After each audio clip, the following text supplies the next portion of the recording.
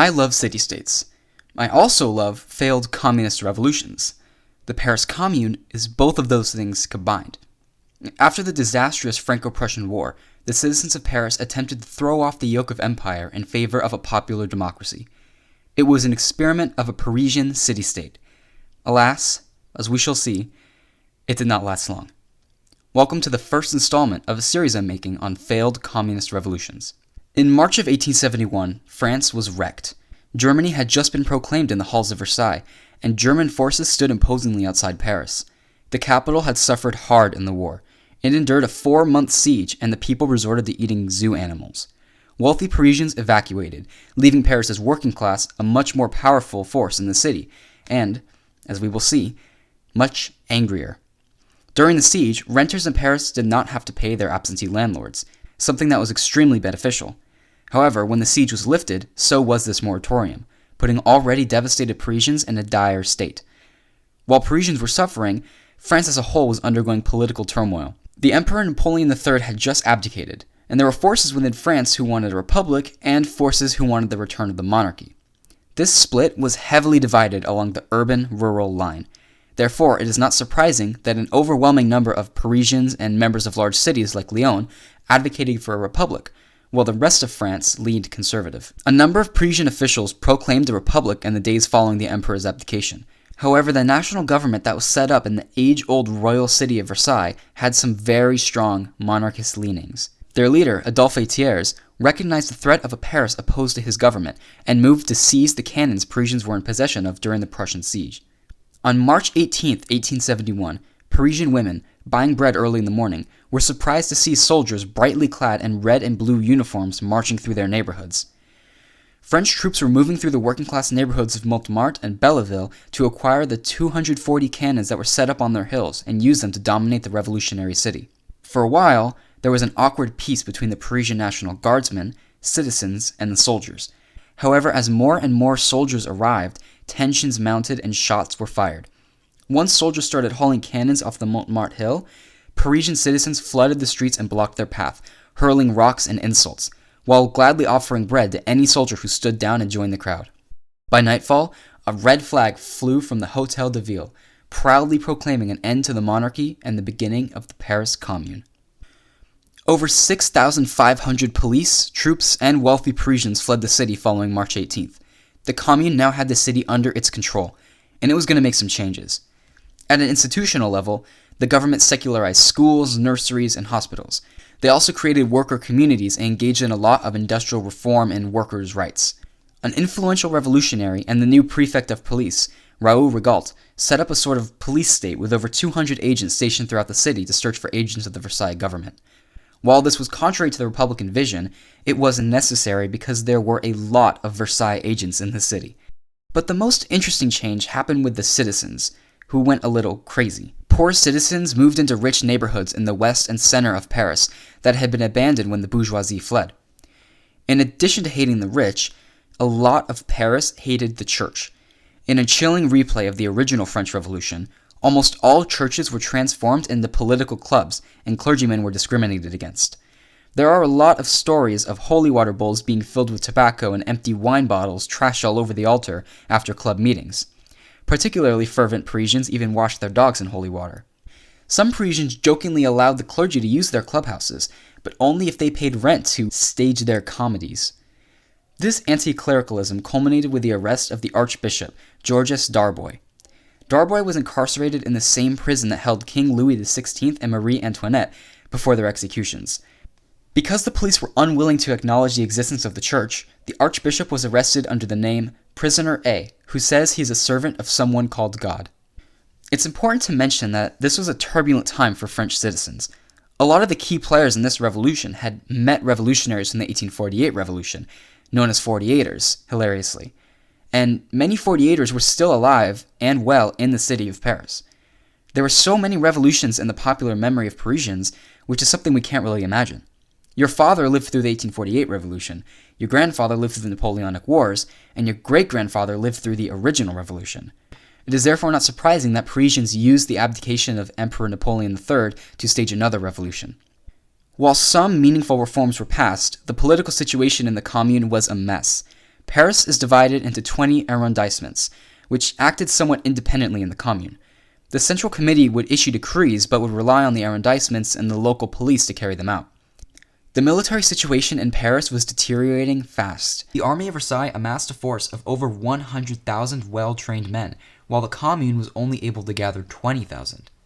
After a disastrous sortie attempt, Versailles executed 2 Communard commanders in blatant violation of the Geneva Convention. Communard soldiers were bombarded with propaganda to keep their morale in line, but failure after failure, execution of prisoners and generals, and the Army of Versailles nearing closer to the city, capturing forts along the way, sapped them. The Army of Versailles was ruthless, and it seemed as if they were glad to see Paris collapse. They indiscriminately killed more Parisians by shell fire than the Prussians did during the war. In early May, Versailles forces inched closer and closer to the heavily defended ramparts of Paris, remnants of the Prussian siege. While they had high walls with 94 machine gun and cannon-clad bastions along it, a 30-foot deep and 45-foot wide moat, and several exterior forts connected by trenches, the Parisian defense was disorderly and their forces puny, making the defenses meaningless. The size of their army is strange because all men aged 18 to 40 were required to join the army, but this requirement didn't help due to corruption. One Parisian noted that you could go to a guard for examination, being clearly in the age range, tell him you are 78 with a well-placed bribe, and he might as well say, "Only that? I thought you were older." Earlier I mentioned a growing police state under Raoul Rigaud. Well, as the military situation got worse, a majority in the controlling committee of the Commune created, with full self-awareness, another Committee of Public Safety. This was the same name given to the body in 1793 that was notorious for sending people to the guillotine without a fair trial, and created the Reign of Terror. On the first day of its creation, the Committee of Public Safety sacked the Minister of War, accusing him of treason and throwing him in jail. They replaced him with Louis Nathaniel Russell. Later, when Russell saw that the force he was to lead was half the size he expected, he resigned. The Committee of Public Safety then accused him of treason as well. However, he evaded arrest and went into hiding. If organization was not bad enough, the committee then elected a civilian with no military experience as Minister of War. So clueless was the new commander that he sought out Russell and asked for advice. Germany was in full support of the Versailles government. The Franco-Prussian War ended on May 10th with the Treaty of Frankfurt, and German soldiers moved out of the way to allow the Versailles army to approach the city. A massive part of the French army was imprisoned and Germany let them go, doubling the army of Versailles and allowing them to crush the Commune. Now that German support was secured, Thiers' plan was to attack Paris on May 22nd. However, the day before the planned attack, spies informed the army that certain segments of the wall were completely unattended. Troops stationed there, among them the Volunteers of the Seine, a coalition of rich kid émigrés from Paris and elsewhere in France, cautiously entered, wary of a trap. But no trap was there, just communard incompetence.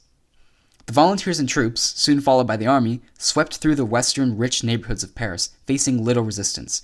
A welcoming number of citizens opposed to the Commune greeted them like long-lost brothers. Worse yet for the Commune, as the army was taking over a third of the city in the first day, and communards were scrambling to the barricades, Commune leadership refused to acknowledge their presence within the walls. As the army of Versailles moved out of the wealthy districts, they became ruthless. There's a reason these days are known as Bloody Week. Summary executions were routine, and Versailles soldiers seemed not to discriminate between combatants and civilians.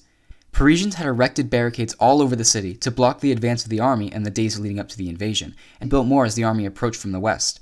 However, these defenses proved largely ineffective when soldiers shot down on them from the windows of tall buildings, often supported by wealthy residents residing within. In a vain attempt to inspire their people, or perhaps to take the city down with them, Communard commanders ordered the torching of prestigious landmarks across the city, among them the Louvre, though it was put out by a bystander, and the Tuileries Palace of Napoleon III. The prevalence of fire and fire starters led to increased Versailles repercussions. Female arsonists, petroluses, were rumored to be rampant, getting paid 10 francs per building burned. As a result of these rumors, Versailles soldiers shot any woman suspected of carrying petroleum, on one occasion killing a buyer of olive oil. Communard propaganda, however inspiring, was unable to allow Parisians to do the impossible and stop the relentless advance of the army of Versailles. Pushed out of central and western Paris, hope still remained in the dense and populous northeast districts such as Montmartre and Belleville, where the Commune began in March. But Versailles troops overran the unorganized defenders and within days were in control of most of Paris. Much like the Greek city-states in the face of Persian aggression in the 400s BCE, Parisians began to retreat to their home districts and mount defenses there, abandoning any semblance of a unified defense. By now, over 24 courts-martial were at work executing communards, and as if the Commune wanted to strengthen the case of the Versailles to execute them as much as possible, they executed the archbishop. Communard commanders became increasingly aware of the fate that awaited them, so those who were not apprehended by the army of Versailles either fled or destroyed all documents connecting them to the Commune. The tail end of Bloody Week proved to be the worst. Stiff resistance continued in places like the 11th Arrondissement and Belleville, but without any central command. Escape was now impossible because German soldiers expanded their front outside the city and apprehended any deserters and sent them to Versailles. Hundreds of people were being shot at a time in certain areas. The worst court-martial at Lobau Barracks killed 1,000 people in one day. Whenever mass execution and cruelty like this happens, you have to wonder what allowed the soldiers to behave like this. In this case, it was incredible propaganda against the Commune. People were comparing lower-class Parisians to imperialized Algerians, to whom France had already demonstrated cruelty. Dehumanization, colonial framing, and upper-class and rural sentiments about urban working-class laziness all contributed to the desire to crush the communards into passivity. By Sunday, most fighting had subsided, but the reprisals were just beginning. 35,000 to 40,000 people were forced-marched to Versailles to face a trial. Keep in mind the Communard army was only 20,000 people, so these prisoners were most likely comprised of mostly civilians. The army kept searching Paris for Communard supporters, or in most cases just poor people. Combing your hair, cleaning up, and speaking in proper French could save your life in an encounter with a soldier. In a frightening statistic, 379,873 reports were filed calling out individuals for being related to the Commune. Neighbors were calling out neighbors, some probably just settling scores. The Commune was a disaster for everyone involved. The Communards and Republicans failed at reaching a settlement with Thiers, and the army of Versailles committed heinous crimes against humanity and crippled their capital. No side came out of this pretty. While the Commune's fate seemed sealed from the start, it could easily have been different had Germany sided with them. If Germany had not released the French army, signed the Treaty of Frankfurt when they did, or moved out of the way of the Versailles troops, then the army of Versailles might have been forced to sign a settlement with the revolutionaries. However, Germany apparently wished to see France not completely collapse, so they supported their adversary in stabilizing their country. The Commune was doomed. It didn't complete its social objectives and ended in a bloodbath. But for a little over 2 months, Paris was a city-state in the 19th century, and that's still pretty cool. Thanks for watching.